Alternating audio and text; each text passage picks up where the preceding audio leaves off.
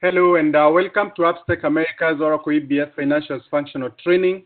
My name is Bob and I'm the lead senior consultant for Upstack America. And with me today I have Victor, who is also a senior consultant.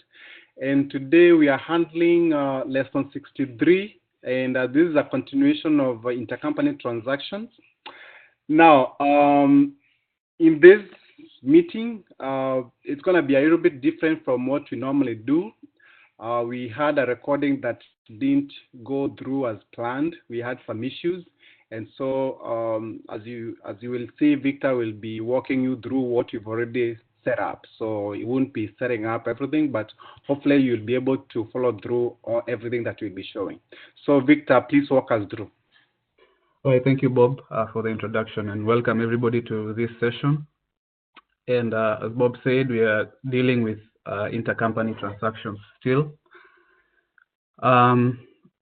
In our previous session, we set up our legal entities and assigned balancing segment values. So now we just need to go and set up our intracompany balancing rules. But before we go there, I just want to mention something about the intracompany accounts. That's what I've called them here. But the way we've set them up in our value sets, they are intercompany accounts. There's no issue with that. But anyway, I just wanted us to remind ourselves what intercompany accounts are. We looked at this when we were doing consolidation and elimination, and we said that the purpose of the intercompany accounts is to help us to identify intercompany transactions, so that when it comes for the time of doing consolidation and elimination, then we will be able to know what accounts what balances we're eliminating using our elimination set, or whatever way we decide to do the elimination process. So we're just going to take a look at our accounts. Let me log in.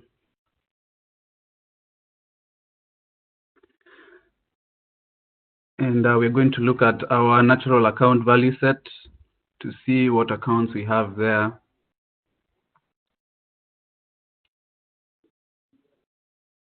We'll use value set and Mascani.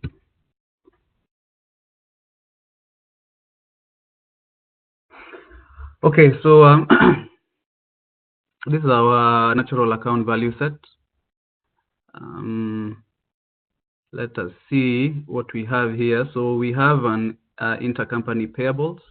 Okay. We also have intercompany revenues. This one labeled IC revenues. I believe we should also have intercompany expense. All right. So these are the accounts that we are going to be using in our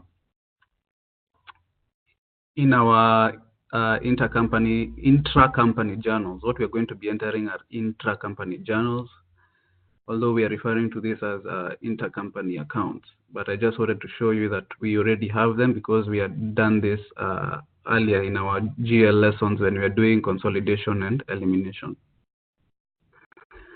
Okay, so let's go back to the slides. Now let's talk about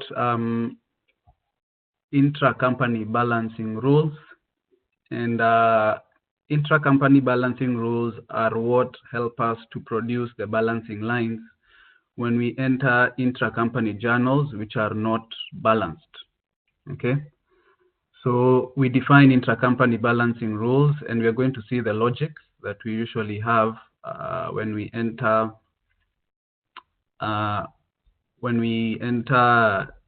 intercompany balancing rules, and how that logic then tells the system how to produce these balancing lines. So this is an example of an intracompany journal that is entered.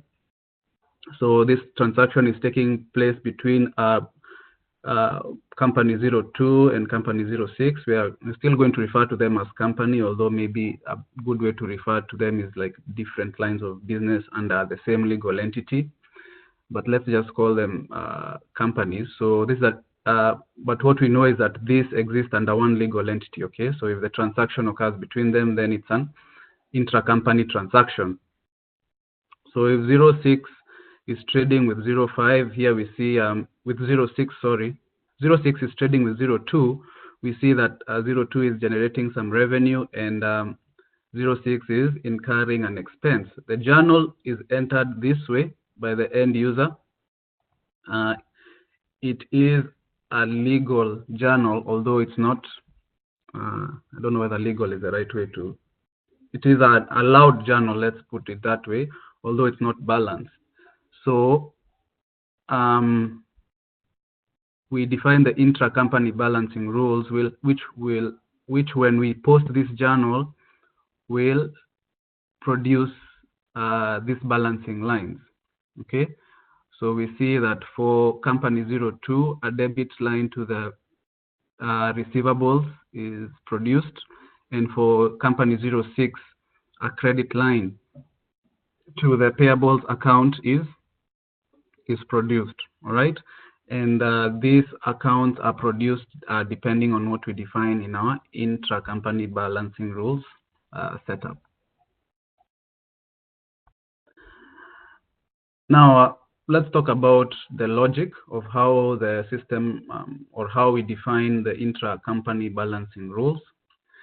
We can say that we have different levels, or this is the hierarchy of the balancing rules. So we can say the end goal of the balancing rules is to produce the accounts that are going to be used to balance the unbalanced intracompany journal, okay? So the end rule is to how we get to this part, okay? So how do we get to this part? First, you define the source and target balancing segment values. This means that two balancing segment values which are trading. For example, here we have 02 and 06, okay? So you can define that and say that when 02 and 06 are trading, then use this account, okay? Or this debit account and this credit account. Or you can say when if you have more balancing segment values that can enter into an intracompany transaction, then you can say when 03 and 05 are trading, use this account, and so on. All right. So that's the first level, okay?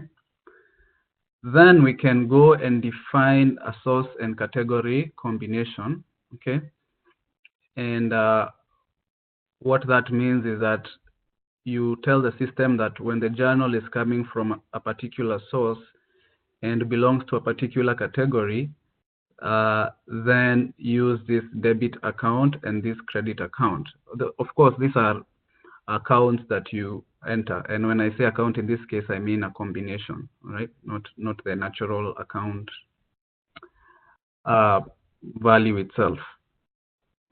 So you can go and say, perhaps if we are entering the journal directly into general ledger, then you say if the source is manual and maybe the category is adjustment or intercompany, then you can use this particular account, okay?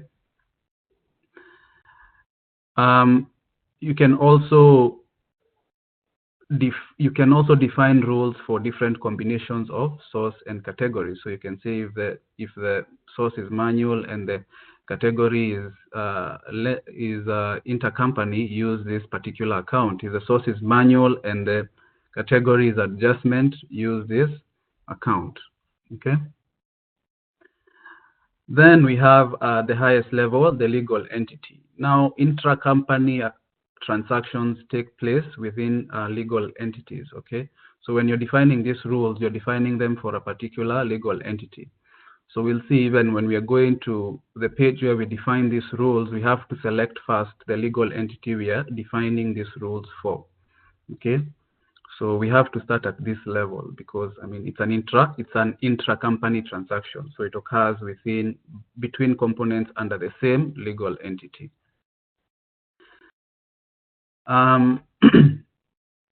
At the sources and categories level, we also have these options which we can define, and we're also going to see how they work. And these options are level of summarization and clearing company. So what does level of summarization mean? This is the same concept of like a detail and summary in terms of journal lines. So for example, if we have a journal like this, and let's say that we have 2 lines belonging to company 02, okay? So if you choose the level of summarization, which is summary, then the balancing line produced by the intracompany rules will produce 1 line for the 2 lines that you've entered in the original intracompany journal, okay? But if you use the level of summarization as detail, then for every line you enter here, a separate balancing line is produced by the intracompany balancing rules, okay? And we are going to see that in action too. The other thing is we can decide whether to use a clearing company or not. A clearing company comes in handy, especially when you have many companies in a journal. So maybe you have 06, 02, and 07, and 08. All of them are going in an intra-company journal. So sometimes the system won't be able to figure out which particular companies are trading. Okay, so it doesn't know whether 02 is trading with 08 or is trading with 07, doesn't know whether 06 is trading with 02 or 07. And so what the clearing company does is that it trades with each of the companies in there. So it's like a go-between, okay? So trade with the clearing company, and then the clearing company trades with the other trading partner. And we're also going to see that in action. So that's maybe a high-level view of the intracompany balancing rules logic and how the system figures out which accounts to use or to produce as the balancing lines when you enter an intracompany journal. In order to use intracompany balancing rules, there are a couple of things you have to do. First, you have to enable intracompany trading for your ledger. So you have to go to your ledger options and select an option that we are going to see that enables intracompany trading. If you don't enable that intracompany trading, then you won't be able to set up intracompany balancing rules. That option won't even be available for you. So it's after you enable this then you are able to define the intracompany balancing rules. And this is the navigation. It's basically going to the accounting setups page and going to the ledger options and just clicking on a button to enable intracompany trading. And then now to define the intracompany balancing rules, this is the navigation. So let's go to Oracle.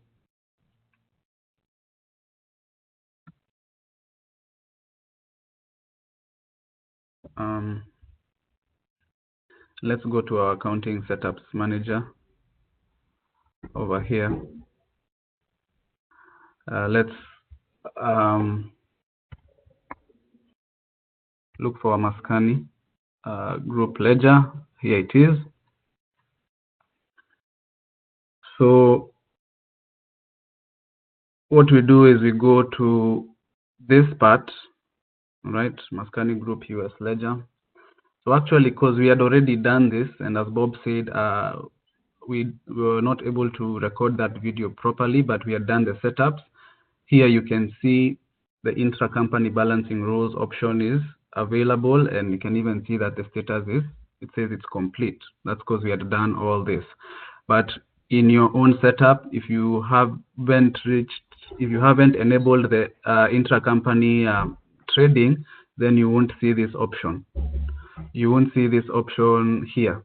Okay, so click on update, go to the second page, click on next here, and what you need to do is check this box, enable intracompany balancing.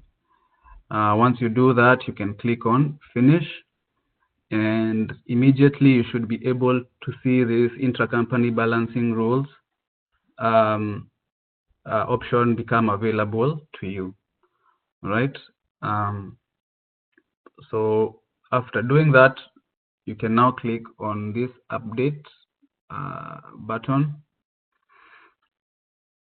and then you will see the legal entities that you defined there, and you will also see this no legal entity template, which we said is that Oracle allows you to define intracompany balancing rules even when you haven't defined a legal context or you don't have legal entities in your setup. So that's an option that's available, and this no legal context option can be used for a setup which does not use still not using subledger modules. Okay, so if you don't have such subledger modules, then you can go ahead and use this template. But we have defined legal entities in our setup, so we are going to click on Mascani Property Management Legal Entity, which is where we want to set up intracompany balancing rules. Since we don't have multiple like companies under this, so there's no need to set up intracompany balancing rules because they won't be happening under this legal entity. So when you click here, define rules, if you haven't done this, you shouldn't see you shouldn't see anything here, okay? But again, since we had already done this setup, we can see our rule here. So what you will do yourself is that you will click on this create rule option, okay? So when you click on this create rule option, it will bring you to this page where you can define your new rule. So I'm going to cancel. I don't want to create a new rule at the moment. We're just going to go to this rule that I had already created. And the page is the same anyway. So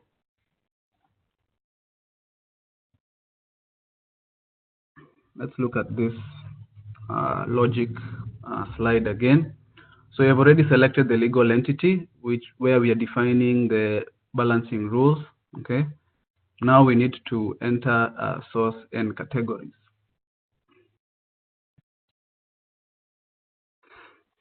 So as you can see, these are the source and categories that I chose for my rule. I said that if the source is manual and the category is intercompany transfer, then this is the rule that should kick in when we enter an intracompany journal, right? So actually, let me use the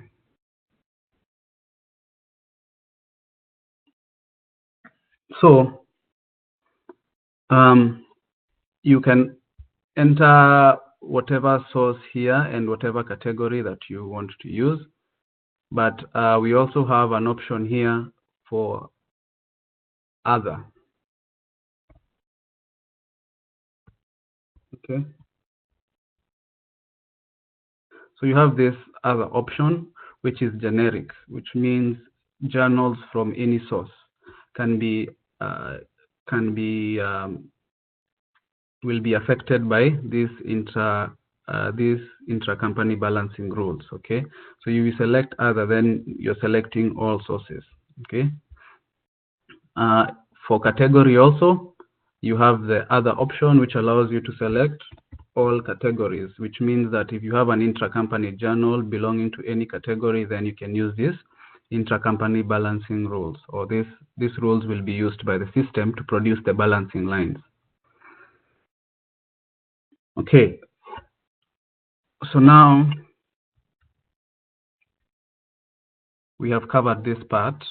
Let's look at what we mean by the source and target balancing segment values.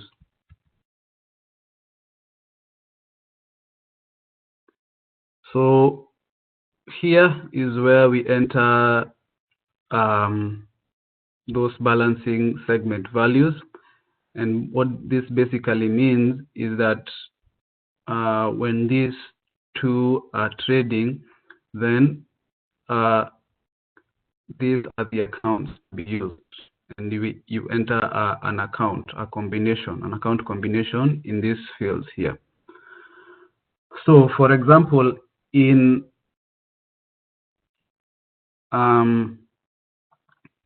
let me enter this the way I've entered the previous rule. So here we had manual, and here we have intercompany.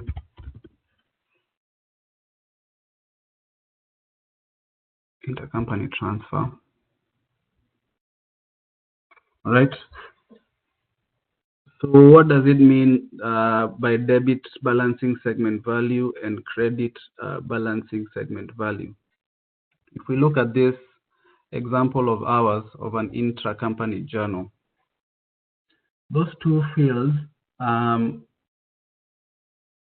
what they refer to is actually not, the way to look at it is not in terms of the intracompany journal, the original one that you produced or the end user entered, but rather in terms of the lines that are going to be produced by the intracompany balancing accounts.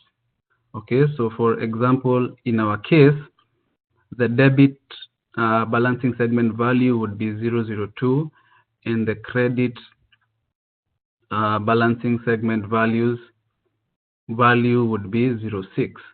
Okay, so if I enter 002 here and 006 here, okay, what I am referring to is this lines here, these balancing segment values, in terms of the balancing lines that are produced by the intracompany balancing rules. Okay, so it's company 002 and 006 that are trading, but I mean in terms of the logic of what balancing segment value to enter in what field, you look at the lines that are produced by the rules, but not the line that you enter in the intracompany, in the original intracompany journal. Okay, so this means when 002 and 006 are trading this way, then what debit account do we want to enter? We want to enter this account, which is the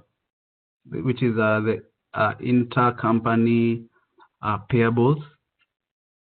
Okay, so for the debit account, it's the intercompany receivables for company 002, and the credit account is the intercompany payables for 006, because 006 is incurring an expense, so it means it's going to owe 02 some money, and 02 is going to be owed, so it has a receivable.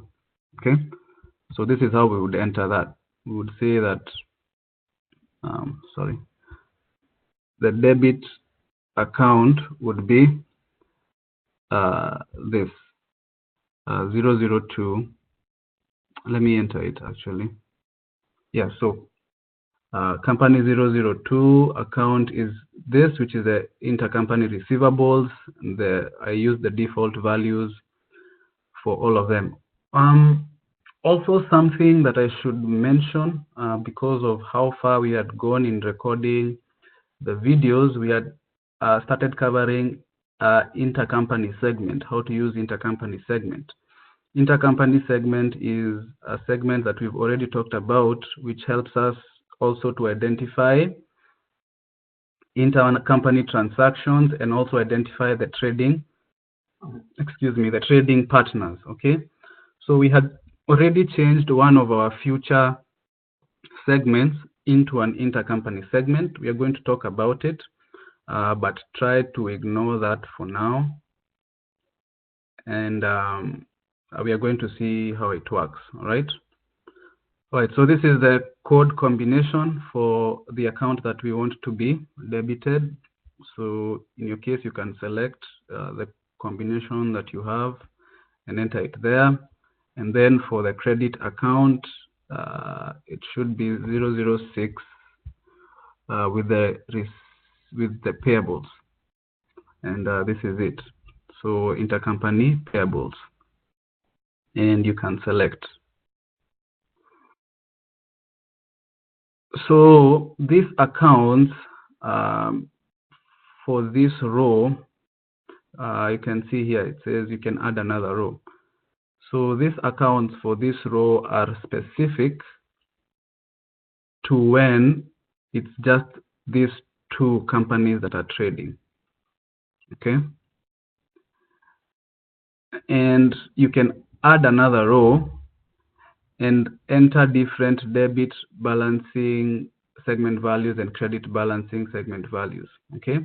So for instance, if you have another company 007 under the same legal entity, you can say that when 002 is trading with 007, well, 007 wouldn't be accepted because we don't have it in our value set. But for example, you can say that when 002 is trading with 007, then use a particular account and a particular credit account. Now, why would you do it this way? That would come up, for example, if you want a different natural account, like this particular value to be used, that's different from this one.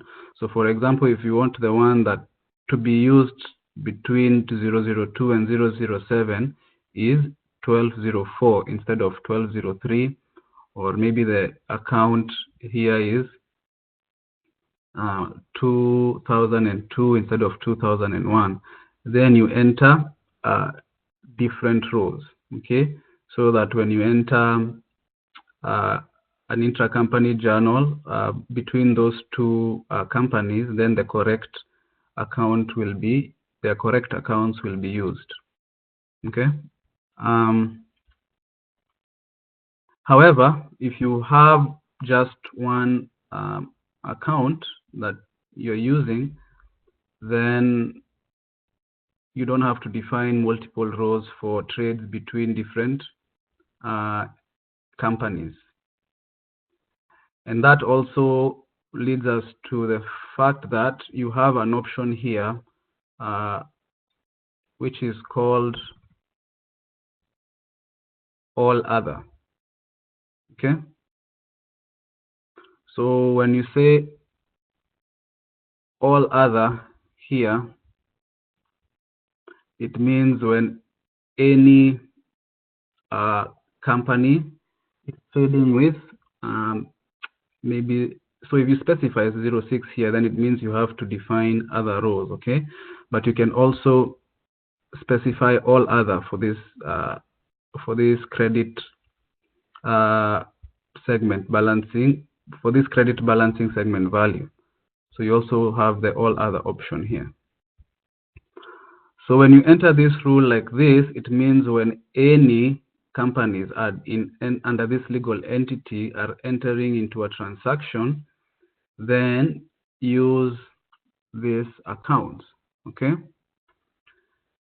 And I know that here we have entered accounts that are specific to company 002 and 006.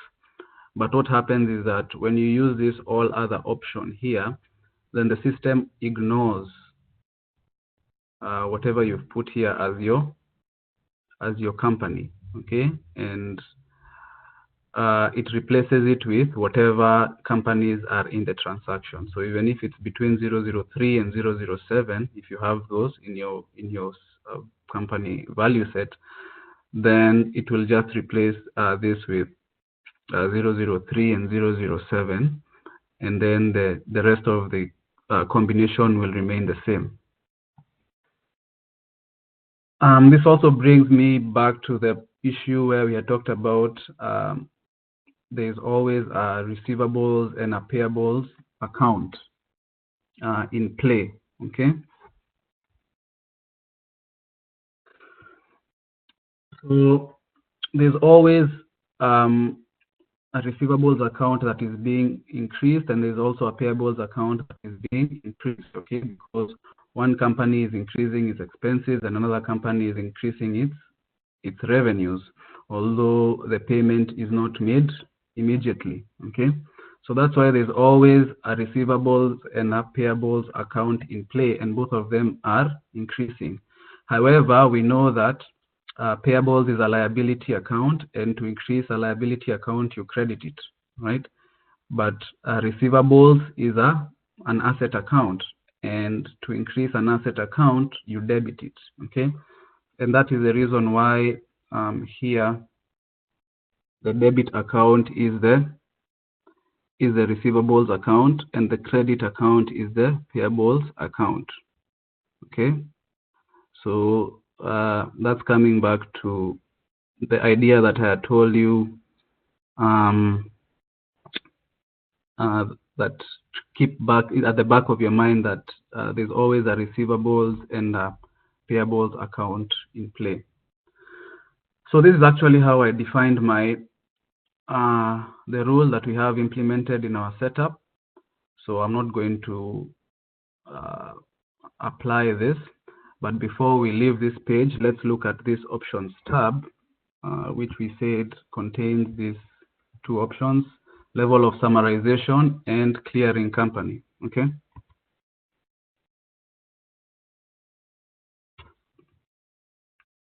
Now, when you click on this options tab, you will see those two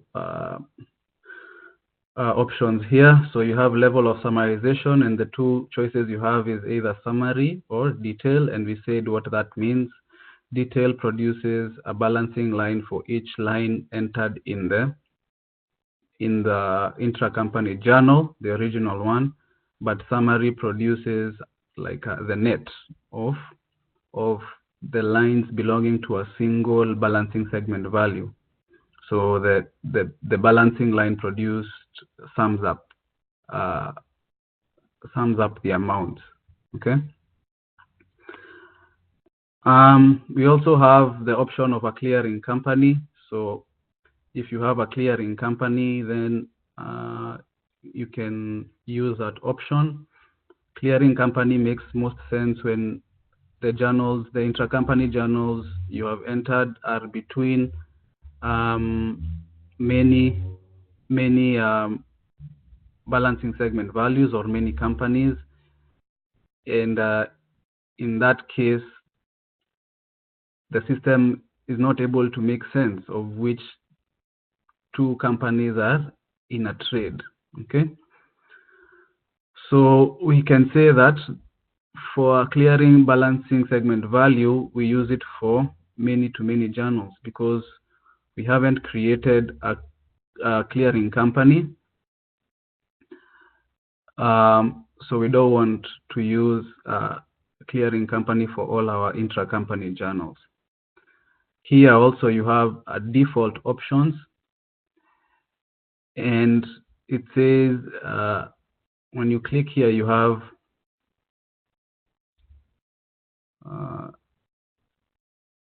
a default clearing balancing segment value and manually entered clearing balancing segment value.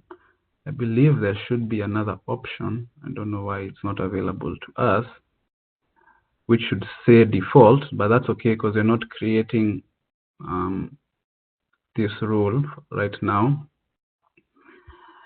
And because we don't have a clearing company and therefore no clearing balancing segment value, you can see here it already gives us an error. A balancing rule with this combination of,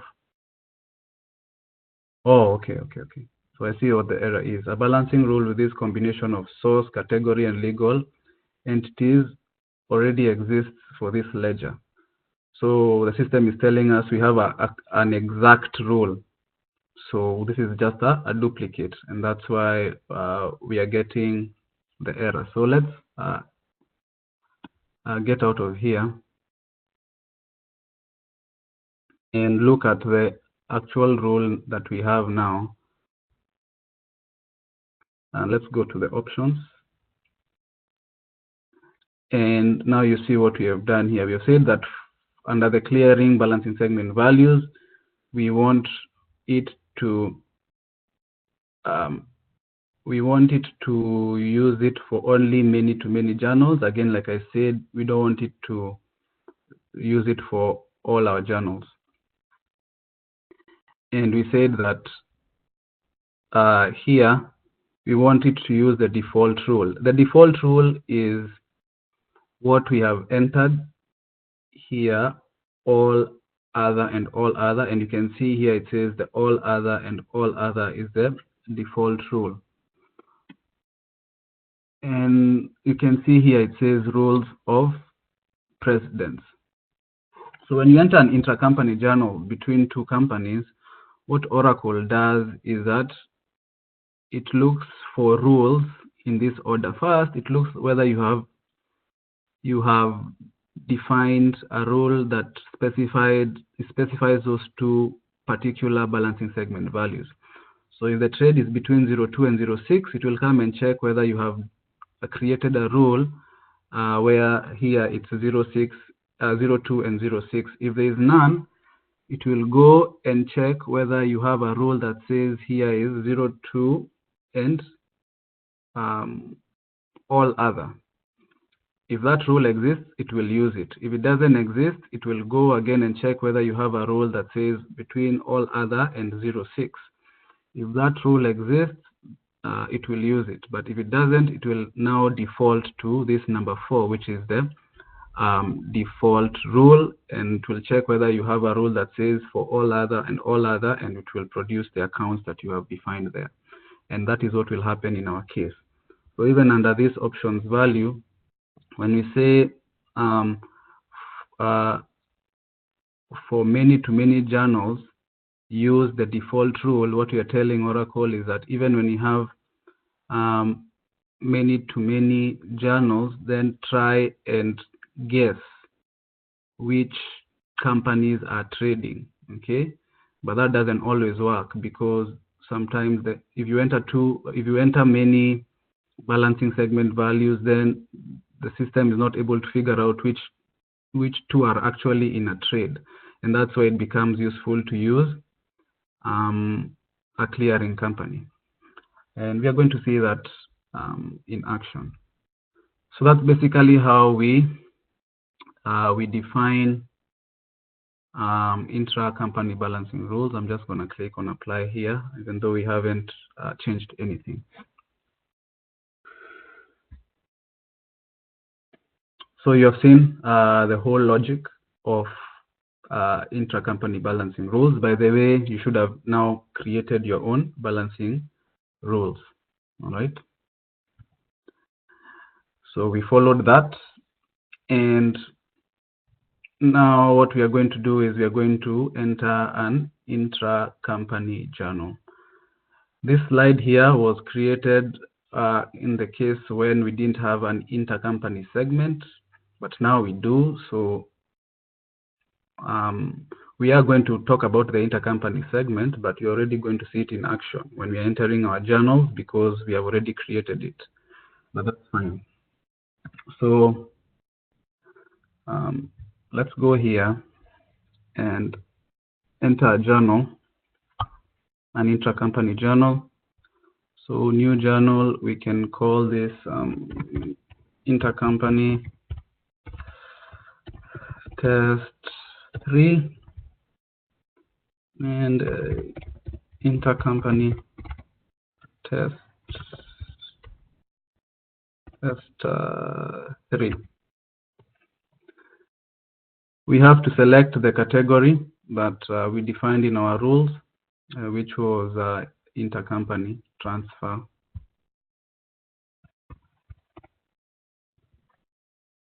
Find. We use this intercompany transfer. If we use any other category, then the rules won't kick in. So let's enter our lines. We want this to be a trade between company 02 and 06. So that's 02. Intercompany revenues.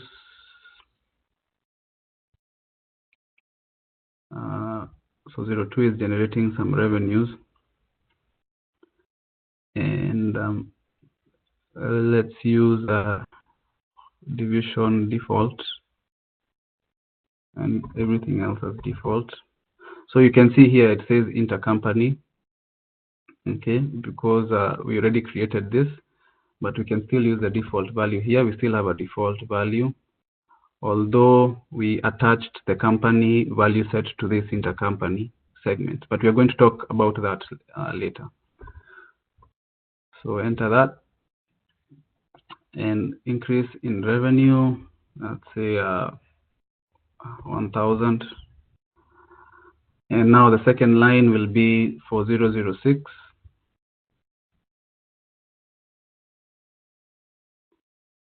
Which is Maskani landscaping.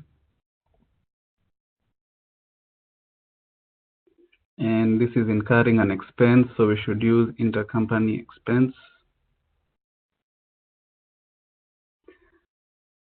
Let's use default.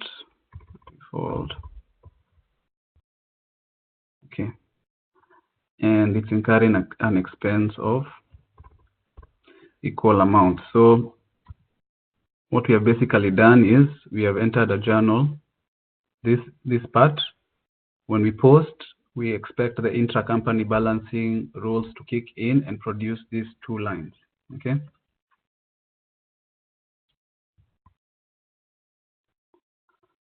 All right. Just to mention a few things we encountered yesterday.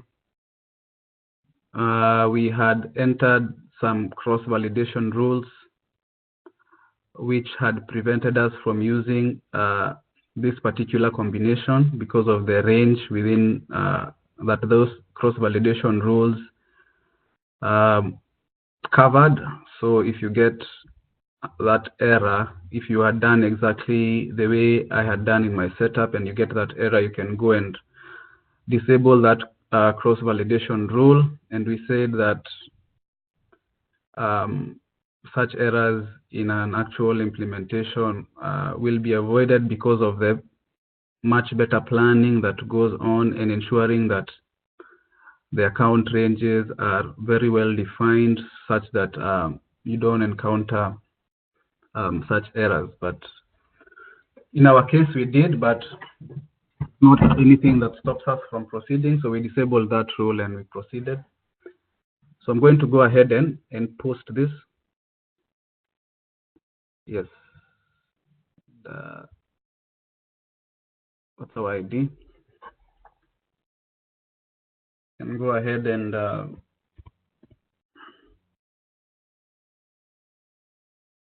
that was quick. So it looks like the journal has already been posted. We can copy this. And then F11, query mode, paste and requery. So this is the journal that we've just posted. And you can see the lines have been produced, the balancing lines, exactly as we wanted. So these 2 lines have been produced, all right? And here they are. Sorry for that. So we have the credit line was produced for 006, which had incurred an expense, and therefore payables line was produced, and you can see it says here in the description, intracompany balancing line added by posting. And also one for 002 was produced, which is a debit line to the receivables, increase in receivables, and it also says it was produced by posting. Here you can also see the intercompany segment in action. Okay, when we entered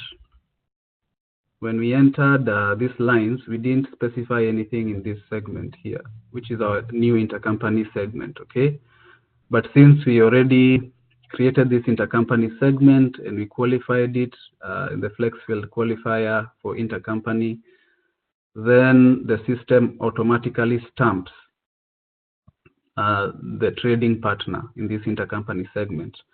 So in the lines that are produced by the balancing rules, you can see that in the intercompany segment, you have the trading partner. So for 006, we have trading partner is 002. And for 002, we have the trading partner is 006. Okay. So you have killed two birds with one stone. But we're still going to talk about the intercompany segment, which I believe is our next topic. Okay. So for the intercompany segment, just like the intracompany accounts, we had talked about it during consolidation, and we said we can use an intercompany segment to identify intracompany transactions. So what we did in our case is we changed this future one segment to intercompany. All right. We didn't change the name. We changed the window prompt. We are going to see that soon enough. We changed the window prompt to show intercompany instead of future one. And then what we did is this segment already had a value set attached to it. That value set had one value 000, which was default. Okay. Now what we did is we detached that segment and we shared the company. We detached that value set and we shared the company value set with this segment. So the company value set and the company segment and the now intercompany segment, they share the same value set, because I mean that's how it's supposed to be, right? Because the trading partners are contained in that value set. Now something else I just want to mention, Oracle's recommendation is that when you have set up your chart of accounts or your flex field, whichever flex field it is, and you have attached a value set and you have already started using the value set or that flex field, you shouldn't change some of these things, such as the name. For example, we have already seen this where we changed the department from service line to department, and it caused some errors. So it's not recommended at all to make these changes in the middle of using this chart of account structure. But it's not impossible, and Oracle has documented some of the changes which can be made and some of the changes which completely should not be made, because it will cause errors or loss of data integrity. Okay.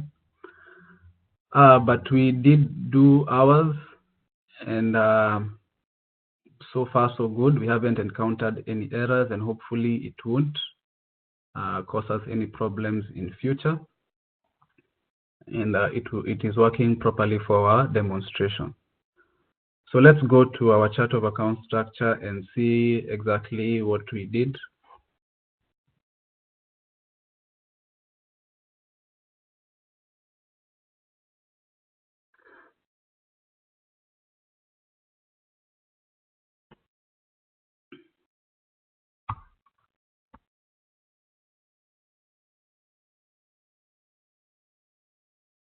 So let's query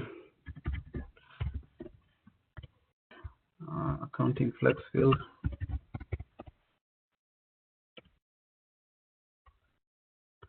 And let's query Maskani.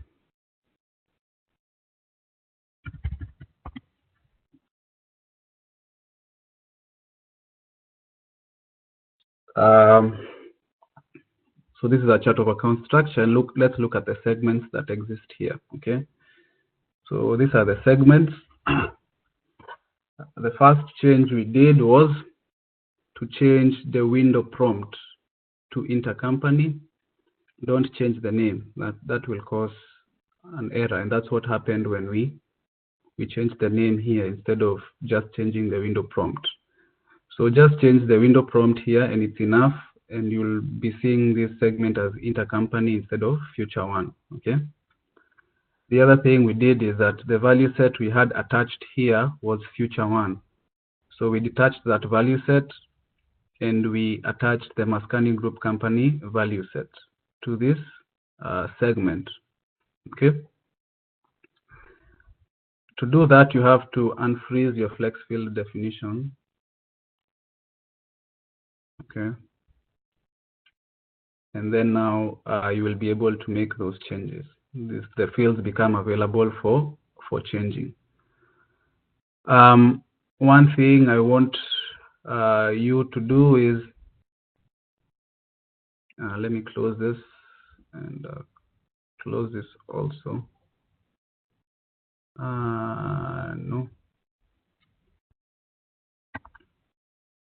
Let's look at our Maskani Group Company.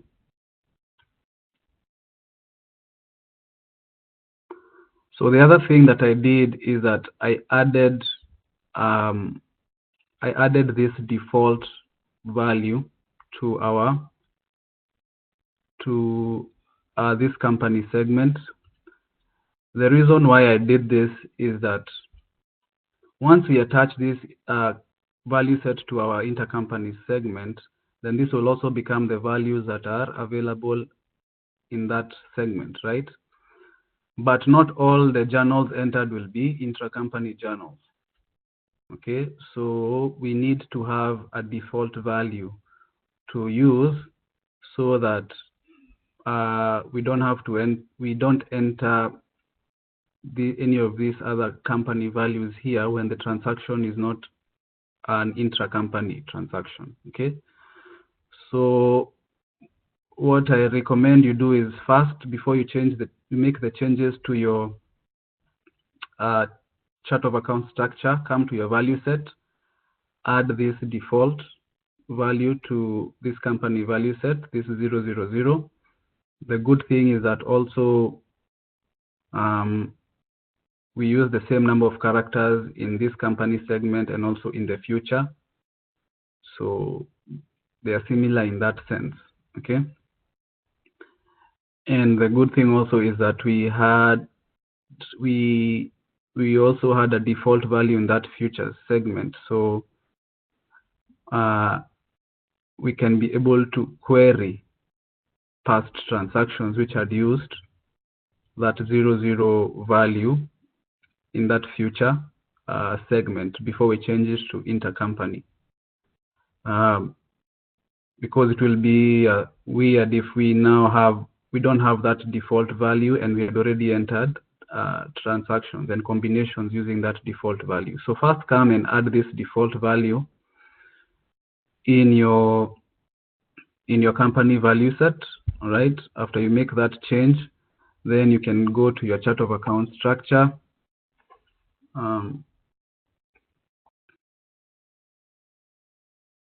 Function 11.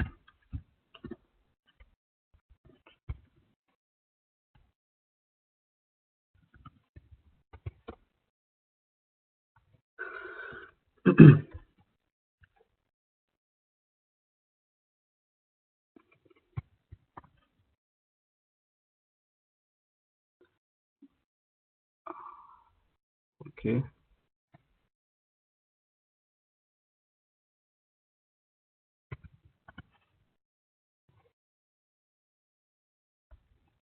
Then you can go to your chart of account structure. Okay. unfreeze your flex field definition,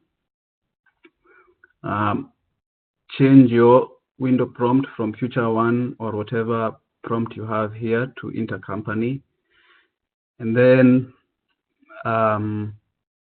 change the value set here from future one or whatever your value is to Maskani, to your company value set. Save your work, and then you can come and freeze your flex field definition and compile it again, and that should work, and you should have an intercompany segment ready. And we have already seen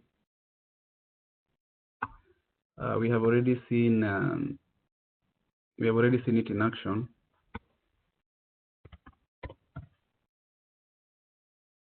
We have already seen it in action. We have a lot of intercompany journals, so I believe that's it. Yeah, this is an intercompany journal, and where we have the intercompany segment being used.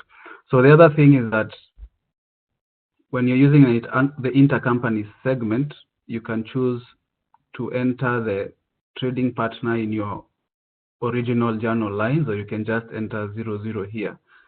Regardless of which way you go, the company will still stamp the trading partner, okay, for your balancing lines. Oh, and also something else I forgot to mention, you have to qualify the segment in order for the system to know that it's an intercompany segment. That's very important. So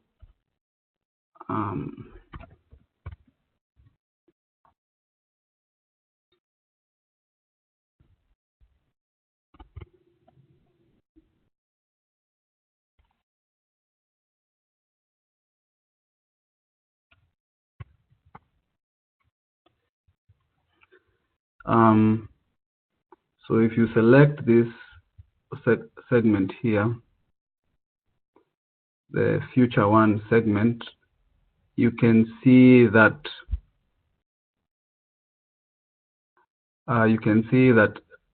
we have qualified it as the intercompany segment. So you have to do this. That's how the system knows how to stamp that particular segment with a trading partner, because it's an intercompany segment. Okay, so that's very important. So after you attach the new value set, you can then come and qualify it, then freeze your flex field definition and compile. All right. Okay.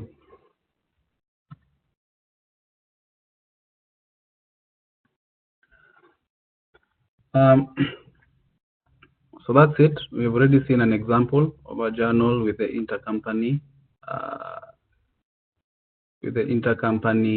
segment. Now,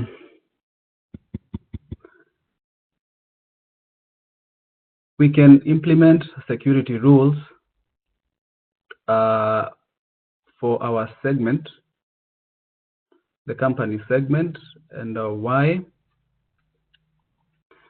So we added a default. We added a default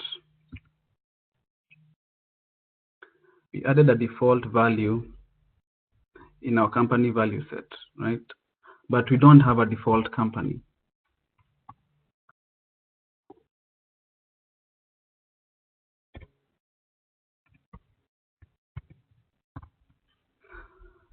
Let me go to that value set.